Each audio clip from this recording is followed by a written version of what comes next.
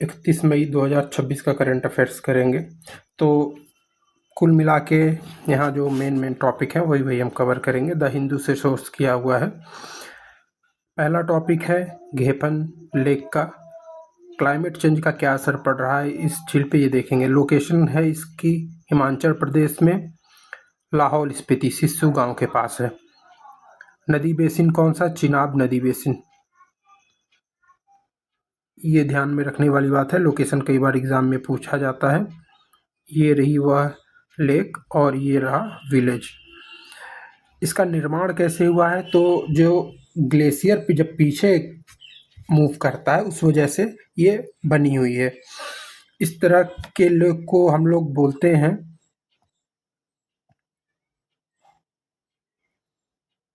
Moraine dam झील। Moraine dam झील का मतलब क्या होता है कि जैसे जो आर्टिफिशियल बनाए जाते हैं आदमियों के द्वारा, जो डैम बनाए जाते हैं वो उसमें सीमेंट कंक्रीट ऐसे यूज़ करके दीवार खड़ी करके बनाया जाता है, लेकिन इसमें ऐसा कुछ नहीं होता।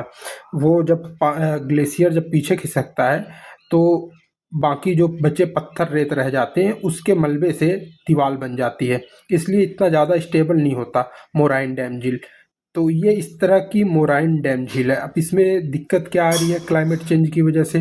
ग्लेशियर जैसे ही पीछे खिसक रहा है तो क्या पानी बढ़ रहा है, ग्लेशियर के पिघलने से पानी बढ़ता जा रहा है। इस वजह से क्या हो रहा है कि ये झील दीवार क्योंकि कच्ची है तो कभी भी फट सकती है, ये एक खतरा इसमें आ रहा है। तो क्या चिंता का क्या विषय है, क्या खतरा है? सबसे पहला, तेजी से इसका विस्तार हो रहा है। क्लाइमेट चेंज के कारण पानी लगातार बढ़ता जा रहा है जिससे झील का एरिया भी बढ़ रहा है। ग्लेशियर पिघल रहे हैं। निगेटिव मास बैलेंस, इसका मतलब ये हो रहा है कि जितनी बर्फ़ जम नहीं रही है उससे ज़्यादा बर्फ़ पिघल रही है, इस वजह से और ज़्यादा एरिया इसका बढ़ता जा रहा है, ये लिखा हुआ है।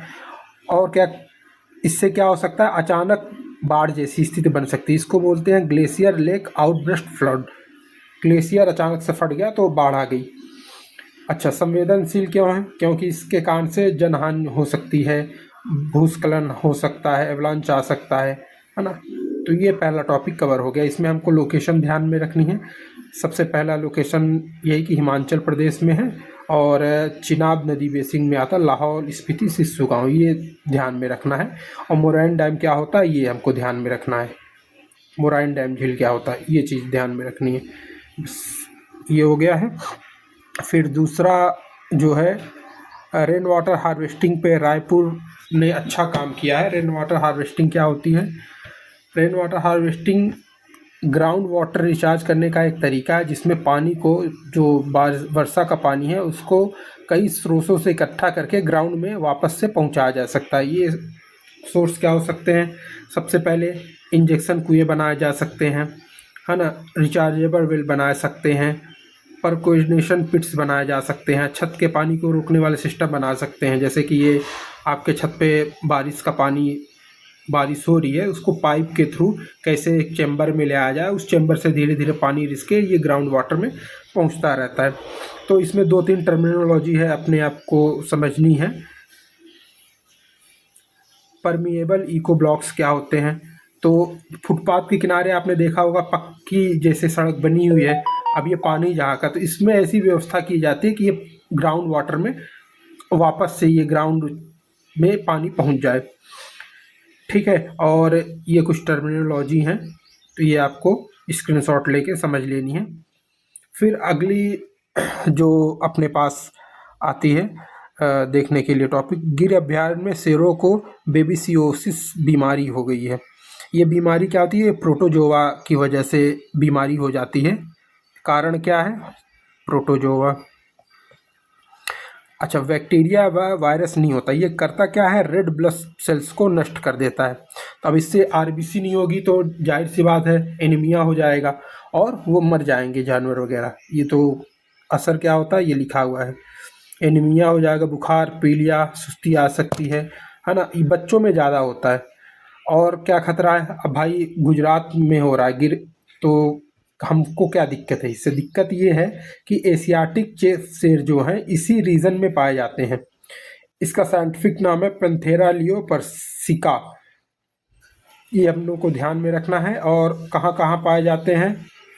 गुजरात के गिर नेशनल पार्क और उसके आसपास के जीरो अमरेली, गिर सोमनाथ और भावनगर यहाँ पाए जाते हैं। IUCN में इनका क्या स्टेटस है ये ध्यान में रखना है, इंडेंजर्ड हैं।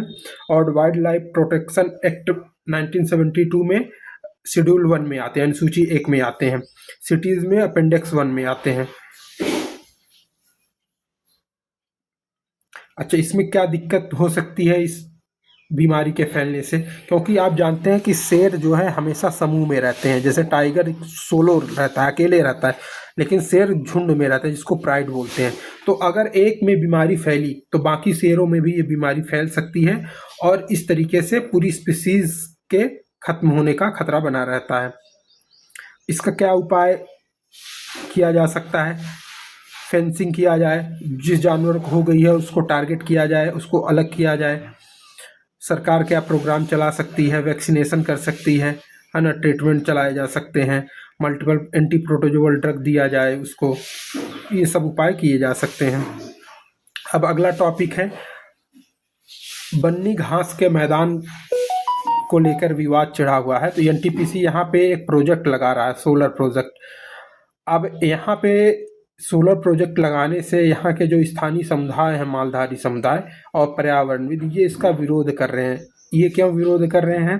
क्योंकि घास के मैदानों को इससे खतरा हो सकता है और मवेशियों की ज़मीन जो है उनकी रोजी रोटी पे खतरा बनना है।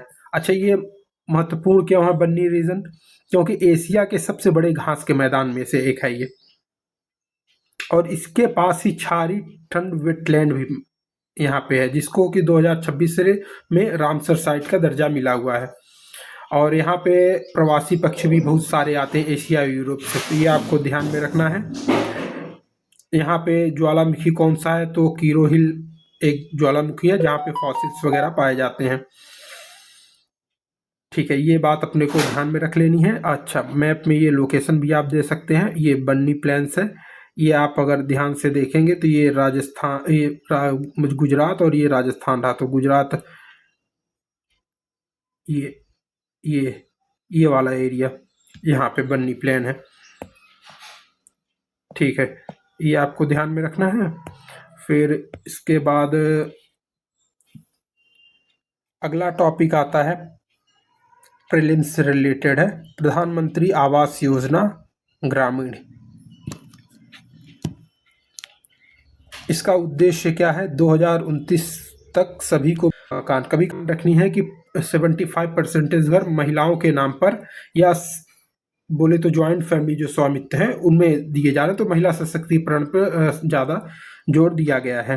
अच्छा, 5 जून को जब विश्व पर्यावरण दिवस मनाया जाएगा तो इस अवसर पर एक कार्यक्रम चलाया जा रहा है, एक पेड़ माँ के नाम। अच्छा, इस कार्यक्रम की शुरुआत कब हुई थी प्रधानमंत्री आवास योजना की? 2016 में। फिर अगला प्रीलिम्स से रिलेटेड टॉपिक है president of India police colour. ये है क्या? ये किसको दिया जाता है? किसी भी पुलिस बल को दिया जाने वाला सर्वोच्च सम्मान है। अनुशासन, असाधारण सेवा, शांति सुरक्षा में दिया जाने वाला सर्वोच्च सम्मान है। इसको अन्य नाम से पुकारते हैं राष्ट्रपति का निशान। अच्छा, 2026 में ये किसको मिला हुआ है? सिक्किम पुलिस को मिला हुआ है। सिक्किम पुलिस की स्थापना को ध्यान में रख लेना, कभी कभार पूछ दिया जाता है। पात्रता क्या है इस को पाने की? तो CAPF जो सेंट्रल पुलिस फोर्स है, सेंट्रल आर्म पुलिस फोर्स, उनके लिए 15 वर्ष की न्यूनतम आयु सेवा और पुलिस प्रशिक्षण अकादमी के लिए 10 वर्ष की सेवा इसमें अनिवार्य रखी गई है। अच्छा, एक सिस्टम बनाया गया है, रेलवे वालों ने बनाया है, काजीपेट रेल विनिर्माण इकाई। ये क्या है? तेलंगाना में बनाई गई है। एक जैसे EV गाड़ियों में होता है ना, आपने सुना होगा रिजेनरेटिव ब्रेकिंग बोलते हैं उसमें क्या होता है कि जब ब्रेक लगाते हैं तो बैटरी अपने आप रिचार्ज होने लगती है। जैसे ये मशीन के थ्रू काइनेटिक एनर्जी उसकी स्टोर होने लगती है, हाँ ना। तो इलेक्ट्रिक एनर्जी किसमें, ब्रेक लगाने से जो काइनेटिक एनर्जी है वो इलेक्ट्रिक में चेंज होके सेव हो जाती है बैटरी में। तो ये एक बनाया गया है। बस काम की बात इतनी ही है। अगर PDF चाहिए तो डिस्क्रिप्शन पे मिल जाएगा। ठीक है, धन्यवाद।